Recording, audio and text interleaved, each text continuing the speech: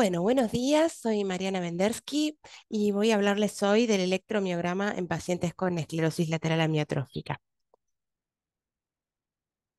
Bueno, primero un breve repaso de lo que es la neurofisiología, que es el registro de la actividad eléctrica del sistema nervioso, utilizando técnicas capaces de captar esta actividad y de amplificarla y de medirla, y siempre lo que vamos a hacer es medir diferencias de potencial entre pares de electrodos que van a estar colocados encima de la estructura nerviosa a examinar. Entonces tenemos, por ejemplo, para sistema nervioso central usamos el electroencefalograma, para sistema nervioso periférico usamos electromiograma, otras técnicas como QST, y los potenciales evocados, sobre todo somatosensitivos, están en la frontera entre ambos, ¿no? Central y periférico. Bueno, en el caso del electromiograma, lo que evaluamos es toda la unidad motora desde el principio al fin, o sea, desde la motoneurona, la raíz nerviosa, el plexo, el nervio periférico, la unión neuromuscular y el músculo. Ahí está. También podemos evaluar nervios sensitivos, ¿sí? Desde el principio al fin, el GARD, la raíz sensitiva, etcétera. O sea, no es un estudio únicamente del sistema nervioso periférico porque evaluamos también neuronas como la motoneurona. Y así que el electromiograma, en resumen, evalúa nervios periféricos, nervios raquídeos con sus raíces y ramas, músculos, los pares craneales, la mayoría de ellos, nervios autonómicos también se pueden evaluar con técnicas neurofisiológicas, las motoneuronas y las neuronas del GARD, como decíamos que son centrales, pero también las podemos ver con esta técnica. Lo que incluye cualquier electromiograma va a ser el electromiograma propiamente dicho, que es la exploración con agujas de los músculos, los estudios de conducción nerviosa, que popularmente se les dice velocidades de conducción, a que es solo una parte, la velocidad de conducción del estudio de conducción nerviosa. También puede incluir, depende del equipo que uno tenga, la cuantificación de unidades motoras. Si tienen estos equipos o esta posibilidad para estos pacientes con ELA, es genial para el seguimiento, para saber qué está pasando con las unidades motoras, si las pierden y a qué ritmo. Después tenemos técnicas relacionadas, como la onda F, el reflejo H, el blink reflex o test de estimulación repetitiva. Estos no son de tanta utilidad en pacientes con ELA, así que no vamos a hablar tanto, pero por ahí uno lo podría llegar a hacer si está en la duda, por ejemplo, en un paciente con un síntomas vulvares, si es una ELA, una miastenia, bueno, podría llegar a querer hacer un test de estimulación repetitiva. Bueno, una cosa importante es que tanto el electromiograma como los estudios de conducción nerviosa son complementarios y se hacen juntos. No se puede hacer uno sin el otro. Y fundamental es que son una extensión del examen neurológico. O sea, todos estos pacientes son primero revisados, se les toman los reflejos, la sensibilidad, etcétera, y después se diseña el estudio electromiográfico a medida. De hecho, el electromiograma por sí solo no hace diagnóstico de él. Ahora vamos a ver un poco más. Como les decía, entonces el electromiograma es un traje a medida y siempre lo vamos a individualizar en base al examen neurológico y a los diagnósticos diferenciales que tengamos en mente. De hecho, uno lo puede ir modificando sobre la marcha a medida que se van encontrando cosas. Bueno, primero empezamos con esta pregunta. ¿Tiene mi paciente una enfermedad neuromuscular? Ya ni hablemos de ella. ¿Es neuromuscular o no? Entonces siempre, primero hacemos un diagnóstico sindromático, lo vamos a interrogar, lo vamos a revisar y, por ejemplo, mi paciente me cuenta y yo veo signos y síntomas de motoneurona inferior y superior. Esto sería la definición de una ELA. Topográfico, bueno, podríamos decir motoneurona superior e inferior y después recién vamos a pensar en el diagnóstico etiológico. El electromiograma nos ayuda mucho con la topografía, entonces nos ayuda a decir si es neuropático, miopático o de placa neuromuscular. Dentro de los diagnósticos de enfermedades neuropáticas tenemos la motoneurona inferior, que es lo que vamos a poder ver con el electromío, pero también podemos descartar alguna otra cosa, como por ejemplo que tenga problemas del GARD, de las raíces del plexo, mononeuropatía, mononeuromúltiple, que es un diagnóstico diferencial importante de la ELA, o polineuropatía. También podemos decir, bueno, es algo miopático y también dentro de lo miopático podemos definir si es proximal o distal, si es algo generalizado o si tiene distribución únicamente craneal o vulvar. Y si es de placa también nos permite definir si es pre o postsináptico. Bien, el electromiograma propiamente dicho, entonces, es la exploración con agujas. Hay distintos tipos de agujas, agujas monopolares, que entonces implica poner dos agujitas para poder crear esa diferencia de potencial entre un electrodo y otras agujas que se llaman concéntricas, que son así, donde los dos electrodos están enrollados uno alrededor del otro. En ese caso, la distancia entre los electrodos, digamos, va a ser más chiquita porque tengo una única aguja, vamos a ver potenciales más chicos.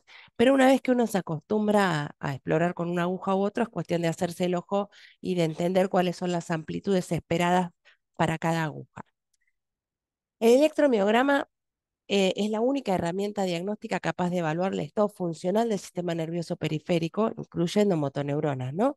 La sensibilidad es muy elevada, de 87 a 93%, pero desgraciadamente es operador dependiente, en cierta manera.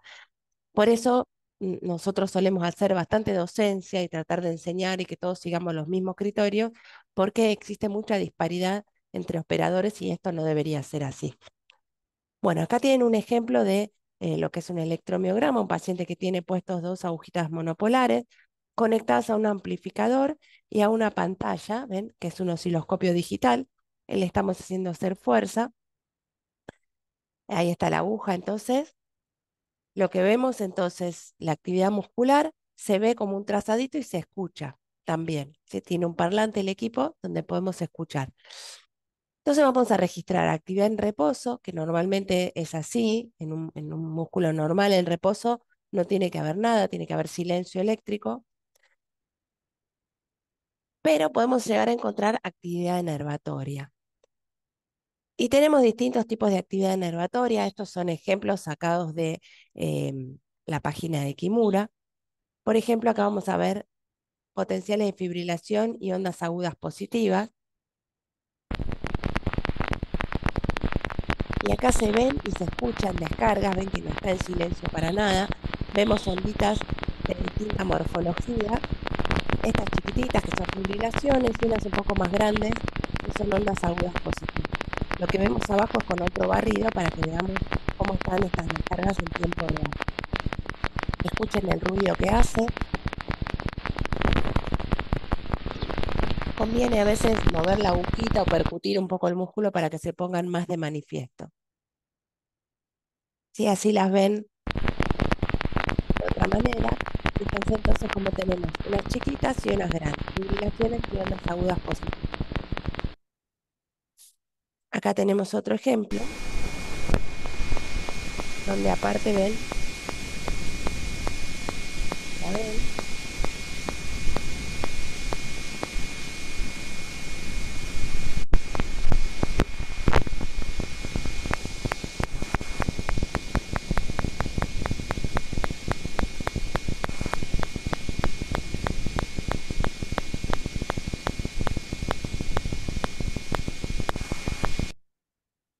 muy bien.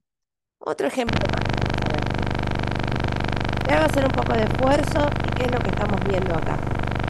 Vemos unos potenciales,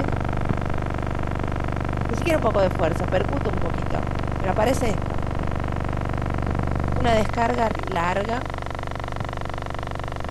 de mucha duración, rara, ahí se va apagando despacito, que vuelve, cuando uno percute apenas el músculo, es otro ejemplo de actividad enervatoria. Sí, es una descarga repetitiva compleja. Bien, también puedo tener fasciculaciones, que es como parecido a lo que estábamos mirando recién, como si fuera un potencial voluntario, pero espontáneamente. La actividad voluntaria le voy a pedir a mi paciente que haga un esfuerzo mínimo y un esfuerzo máximo. Es muy importante en los pacientes con ELA pedir que haga esfuerzo máximo. En realidad en cualquier paciente, ¿no? Asegurarse que el esfuerzo sea máximo. ¿Por qué? Porque los potenciales de unidad motora que están remodelados, ya sean en forma de potenciales polifásicos o potenciales gigantes, los pacientes como que tienden a esconderlos, ¿no? Y largan primero las unidades motoras que están más sanas. Entonces esto lo reservan para cuando vos le pedís esfuerzo máximo.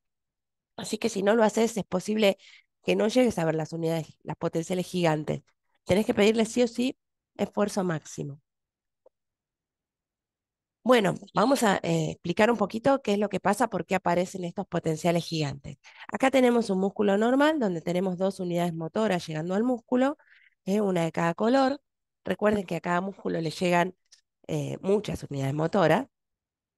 Entonces, cada una de estas unidades motoras va a tener su sello neurofisiológico característico. Cuando yo pido que contraiga, va a ser un potencial de una determinada morfología, que siempre ven que tiene hasta dos o tres fases. Ahí está la unidad motora celeste. ¿Sí? Cuando le pido que haga un esfuerzo máximo, lo que va a pasar es que va a sumar todos y me va a hacer un trazado lleno de rayitas, que es la sumatoria de todas las unidades motoras, que se llama trazado interferencial. Supongamos que tenemos un daño agudo en el nervio o en la raíz. En ese caso, lo que voy a obtener son solamente los potenciales de las que quedaron sanas, ¿no? En este caso, la unidad motora violeta, y voy a ver espacios en el pedio. Pero vean que la unidad motora esta todavía sigue siendo de la misma forma, tiene potenciales bifásicos o trifásicos. Eso me habla de que este daño es agudo. Cuando pasa el tiempo, que esta ya se va degenerando y va muriendo, fíjense lo que le pasa a esta otra, va haciendo ramificaciones distales, ¿no? Esto con un daño distal. Entonces, este potencial que antes era bifásico o trifásico se hace polifásico. Empieza a llenar un poco más el trazado, quizás ya no tengo tantos huecos como antes, pero a expensas de potenciales polifásicos. Eso es lo que llamamos compensación colateral. Y acá ven una foto de un axón con todo este sprouting axonal que está creciendo y está tratando de reinervar el espacio de la vecina que ya no está. Ahora, si el daño fuera muy proximal, fuera en la motoneurona, directamente esta compensación va a ser a expensas de que esta neurona sana, esta motoneurona sana, se hipertrofia. Y lo que voy a obtener es esto, un potencial angostito con pocas fases, pero de una amplitud mucho mayor, gigante. Si ustedes están usando agujas concéntricas, la definición de potencial gigante es de más de 3 milivolts. Si usan agujas monopolares, la definición es justamente el doble, 6 milivolts. ¿Sí? Son potenciales así gigantes. Ahora vamos a ver un ejemplo. Y esta es la marca de un daño a la motoneurona alfa. Entonces, acá les muestro trazados con actividad voluntaria normal, un trazado interferencial con muchas unidades motoras superpuestas. Bueno, y acá vamos a ver a alguien que está con fibrilaciones, fasciculaciones.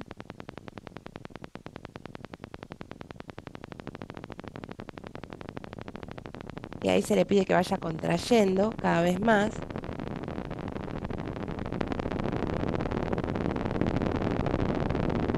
Fíjense que a medida que aumenta la contracción empiezan a aparecer las alteraciones, ¿no?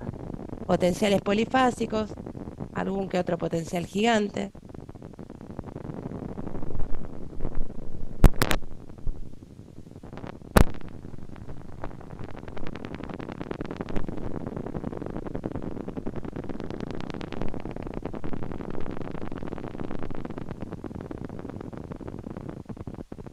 Bueno, las unidades, las motoneuronas enfermas, además tienen un patrón de descarga aumentado, como si fuera, ustedes van a escuchar como una moto rota con el caño de escape roto o una ametralladora, y eso se puede consignar. Entonces, bueno, acá tienen trazado neurógeno, fíjense los potenciales polifásicos, como les contaba, y como tienen espacios entre potencial y potencial. Y acá vamos a ver una motoneurona, una potencial gigante. Escuchen el ruido. Fíjense que siempre la misma unidad motora tiene la misma forma.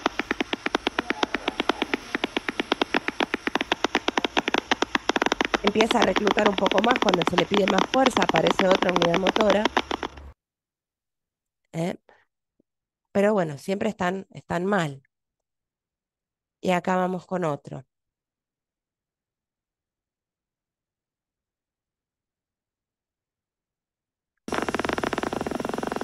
Fíjense que esta es tan grande que no la logran ni hacer entrar en la pantalla, ¿sí?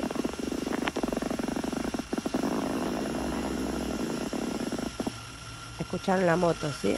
Dicen que se relaje, vuelve a hacer. Siempre esfuerzo máximo.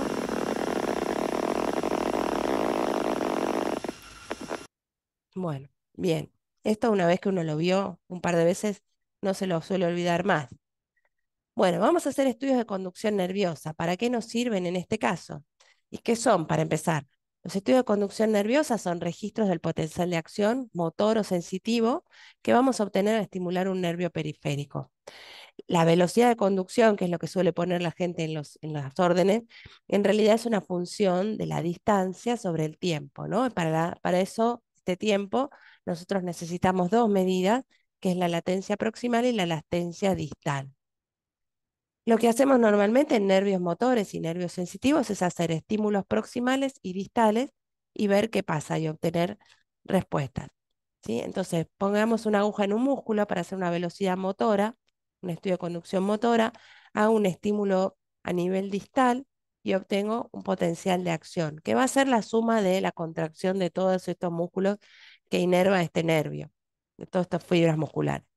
Hago un estímulo proximal y tengo que obtener un potencial de la misma forma y tamaño, simplemente que con otra latencia, corrido, porque tarda un poquito más en llegar. Esta es lo que voy a tomar como latencia distal, esto como latencia proximal, y voy a medir también la amplitud de pico a pico para calcular la amplitud, ¿sí? Entonces, latencia, amplitud. Muy bien. Luego mido el segmento, la distancia entre este estímulo y puedo calcular la velocidad de conducción. Acá tienen un ejemplo donde está la latencia de la amplitud, me lo mide el aparato automáticamente, la latencia número 2, yo pongo la distancia a mano y me dice la velocidad a 40 metros por segundo, está perfecto. Y fíjense que entre este potencial y este potencial no hay diferencias de amplitud. Ahí está. Muy bien. Bueno, ahora supongamos que tengo esta situación. Tengo un estímulo distal, me sale esta respuesta, hago mi estímulo proximal, ¿sí? Esto es lo normal, pero me pasa esto. Estímulo distal, me sale un potencial chiquitito. Estímulo proximal, me sale un potencial de la misma forma, etcétera, con la latencia un poco más corrida, como es lo normal.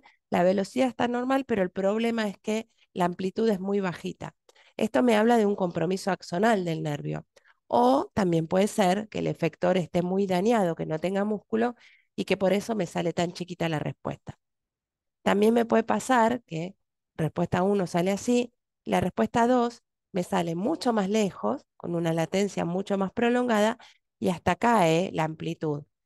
Esto me habla de un compromiso desmielinizante. Entre este punto y este no hay mielina y por eso pasó esto. Se llama bloqueo de conducción, vamos a encontrar velocidades bajas y caída de la amplitud. Y esto es lo que tenemos que ir a buscar exhaustivamente en pacientes con ELA porque queremos hacer un diagnóstico diferencial que es la neuropatía motora multifocal. Ahora vamos a contar un poco esto. Hablemos un poco esto de la desmielinización. En un nervio normal que está todo mielinizado, tiene muchos axones y todos tienen la misma cantidad de mielina, ¿sí? Yo hago un estímulo distal, dijimos, hago un estímulo proximal, sale así. Lo que ocurre acá es que todos estos axones están conduciendo a la misma velocidad, ¿sí? Entonces, supónganse, latencia distal, valores normales, velocidad 59. Muy bien, normal. Todos los axones corren a la misma velocidad. Supongamos este otro ejemplo. Están todos los axones desmielinizados en forma pareja. Por ejemplo, un Charcot-Marie-Tooth, ¿no? Una neuropatía hereditaria. Hago un estímulo distal, me va a salir una respuesta hermosa, pero con una latencia muy prolongada. Hago un estímulo proximal, me va a salir una respuesta igual, sin bloqueo, pero con también latencia prolongada. Si yo mido, por ejemplo, latencia distal, voy a tener muy prolongada, velocidades muy bajas, 12. En este caso, todos los axones conducen lento, pero parejo. ¿Sí? En esta carrera, una desmielinización difusa, por ejemplo, un Charcot, ¿sí? Los dos corredores, o todos los corredores, están corriendo despacito. Supongamos el caso de lo que tengo que ir a buscar, que es la neuropatía motora multifocal con bloqueo de conducción. En estos casos, el daño a la mielina es parcheada. Entonces vamos a tener algunas fibras que conducen más rápido que otras. Y las que conducen lento quizás no son de la misma velocidad que la otra. Acá voy a encontrar esto. Estímulo distal, esta respuesta. Estímulo proximal, voy a tener la conducción a través de todo esto, todo desparejo, y entonces voy a obtener esta respuesta. Fíjense que no solo cayó la amplitud, sino que se puso como polifásico. Esta es expresión de las fibras que van llegando a distinta velocidad. Esto se llama dispersión temporal y bloqueo de conducción.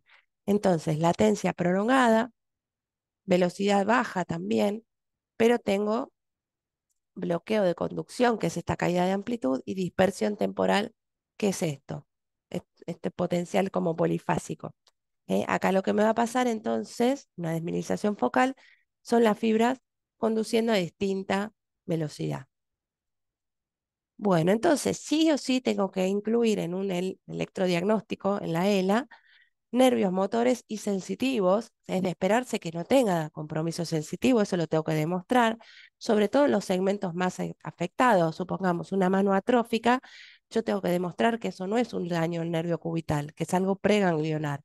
Sí que tengo que poner una velocidad, por ejemplo, del nervio cubital que sea sensitiva normal. Y tengo que buscar desmielinización focal.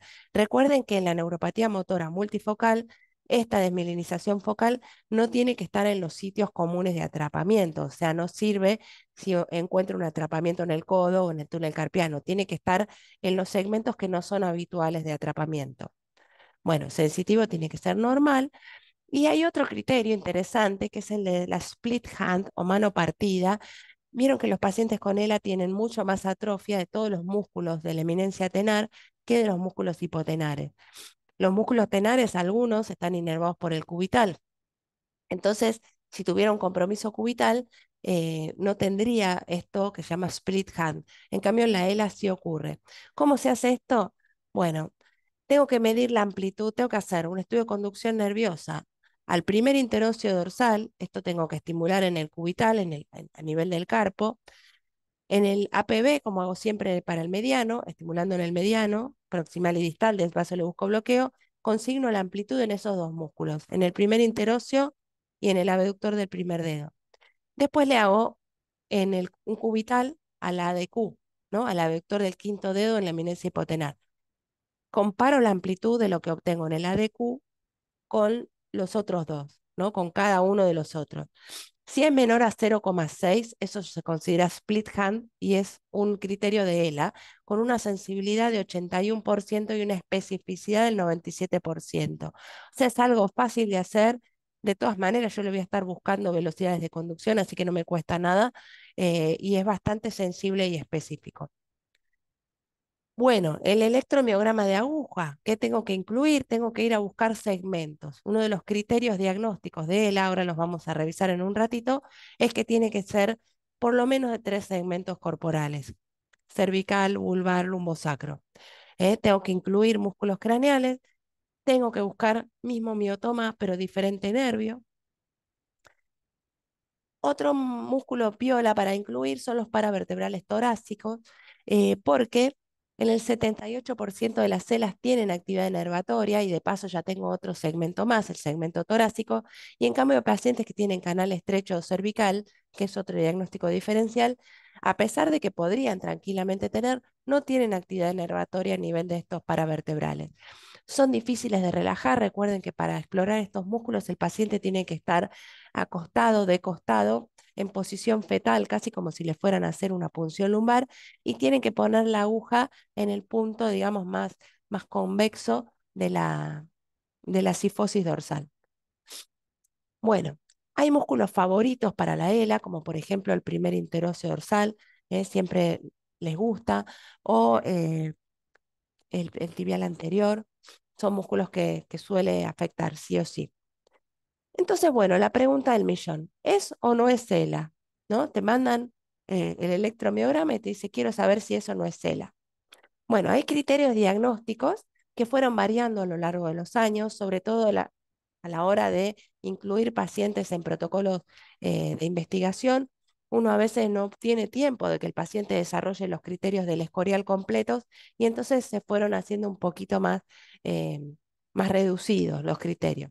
Los criterios del escorial, que son del 94, fueron revisados en el 2000 y después enmendados por Awashi en 2008, hablan de la posible, probable o definida, según los segmentos que tiene afectados, ¿no? Lo clásico es que tiene que tener 3 segmentos, por ejemplo, cervical, eh, vulvar y lumbosacro.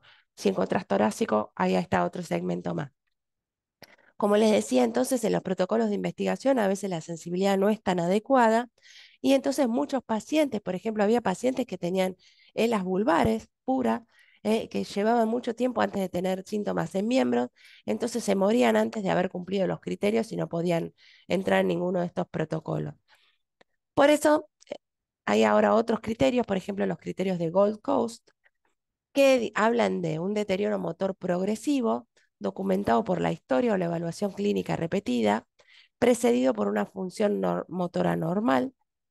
Tiene que haber disfunción de la neurona motora superior e inferior. O sea, fíjense que estos son criterios clínicos, no solo del electromiograma, en al menos una región del cuerpo. Puede ser en la misma región del cuerpo si solo estaba involucrada una región del cuerpo. Supónganse una ELA vulvar. Yo le encuentro fibrilaciones en lengua, disartria, compromiso fonoglutorio y un maceterino vivo. Ahí tengo las dos motoneuronas en el mismo segmento. O disfunción de la motoneurona inferior, o sea, atrofia, fasciculaciones, en al menos 2 regiones del cuerpo. El electromiograma me sirve para encontrar disfunción de motoneurona inferior, donde quizás la clínica no es tan clara, ¿no? O para confirmarla si clínicamente sospecho, pero no me sirve para la motoneurona superior. Eso lo tenemos que buscar con el martillito o buscando espasticidad, por ejemplo. Bueno, y otra cosa que pide Gold Coast, aparte de la progresión y demás, es que se excluyan otras alternativas, otro proceso patológico. Entonces, para lo que nos va a servir todo en mi electromiograma, mi estudio electrodiagnóstico, es para demostrar, como les decía, motoneurona inferior.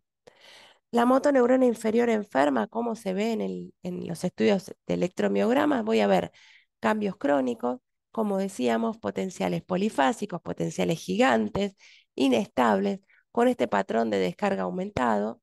Esto soporta el diagnóstico, pero no es obligatorio y tengo que tener evidencia de denervación activa. Fibrilaciones, las fibrilaciones son bastante inespecíficas, pero las fasciculaciones son características de motoneurona inferior. Si encuentro eso, es bastante probable que sea una motoneurona inferior enferma. También puedo tener ondas agudas positivas o descargas repetitivas complejas, como estábamos viendo. Pero bueno, lo más específico para motoneurona son las fasciculaciones. Tengo que demostrar esto en músculos inervados por diferentes raíces y nervios en 2 miembros o en un músculo vulvar o en un músculo torácico.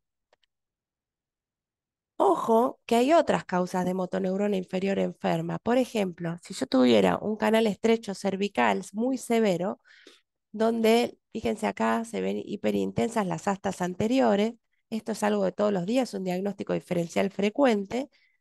Podría tener polio también, que es otra enfermedad de la motoneurona inferior, ¿sí? Entonces, bueno, acá tienen un canal estrecho y acá tienen una polio. Recuerden entonces, son otras enfermedades de la motoneurona inferior. En este caso yo no debería tener compromiso vulvar, ¿eh? Lo mismo que en este caso, debería estar limitado solamente a esto.